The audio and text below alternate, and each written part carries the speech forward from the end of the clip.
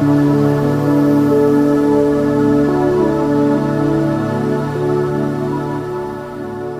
one time or another, everyone can become confused in life's issues concerning work, relationships, or health.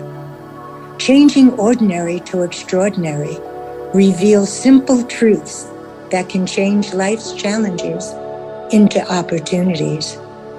Then you can live life as an exclamation instead of an explanation.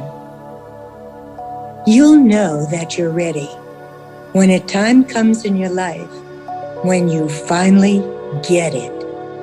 When in the midst of all your fears and insanity, you stop in your tracks and somewhere the voice inside your head cries out, "Enough." This was my awakening. You realize that it's time to stop hoping and waiting for something to change, or for happiness and security to come galloping over the next horizon, and that any guarantee of happily ever after must begin with you, and in the process, a sense of serenity is born. You awaken to the fact that you are perfect in your imperfectness. And not everyone will always love, appreciate, or approve of who you are. And that's okay. They are entitled to their own views and opinions. When you stop complaining and blaming other people for the things they did to you or didn't do for you, then you learn that the only one you could really count on is yourself.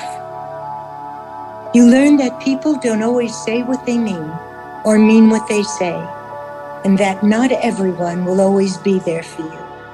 So you learn to stand on your own, and in the process, a sense of independence is born.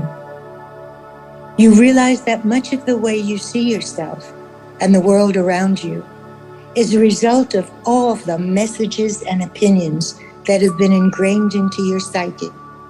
So you begin to sift through all the stuff you've been fed about how you should behave, how you should look, where you should live, and whom you should marry. You learn to open to new worlds and various points of view, and you begin reassessing and redefining who you are and what you really stand for. You learn that principles such as honesty and integrity are not outdated ideals of a bygone era, but the cement that holds together the foundation upon which you must build a life. You learn to distinguish between guilt and responsibility, and the importance of setting boundaries and learning to say no. You learn to look at relationships as they are and not as you would have them be. You also stop working so hard to put your feelings aside, smoothing things over and ignoring your needs. You come to the realization that you want to be treated with love, kindness, sensitivity, and respect, and you won't settle for less. You learn that fatigue diminishes the spirit, so you take more time to rest. And just as food fuels the body, laughter fuels the soul. So you take more time to laugh and play. You learn that the only thing that you must fear is the great robber baron of all time, fear itself. So you learn to step through your fears because you know that whatever happens, you can handle it. And to give into fear is to give away the right to live life on your terms. You learn that life isn't always fair. You don't always get what you think you should, and that sometimes bad things happen to good people. During these occasions, you learn not to personalize things and that you're not being punished It's just life happening. You learn to deal with evil in its most primal state, the ego, and that negative feelings such as anger, envy, and resentment must be understood and redirected, or they will suffocate the life out of you.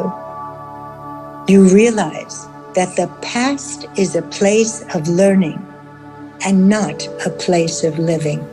That's really important, so let me repeat that.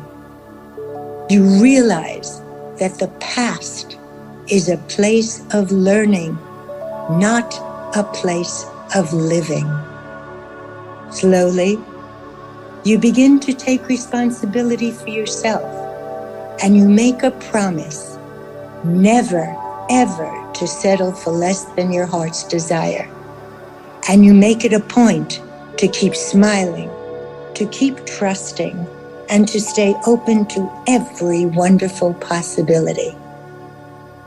Finally, with courage in your heart, you take a deep breath and you begin to design the life that you want to live.